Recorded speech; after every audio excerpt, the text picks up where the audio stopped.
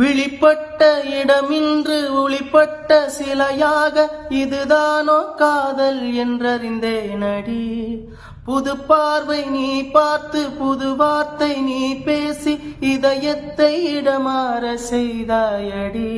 மெல்லிடை கொண்டு நடைகள் போடும் அழகான பெண்ணே, முப்படை கொண்டு என்னை சுற்றி வளைத்தாயடி. என் உறக்கத்தை திருடிச் சென்று உறவாடும் பூவே, உன் சிரிப்புக்குள் சிறை வைக்கிறாய்.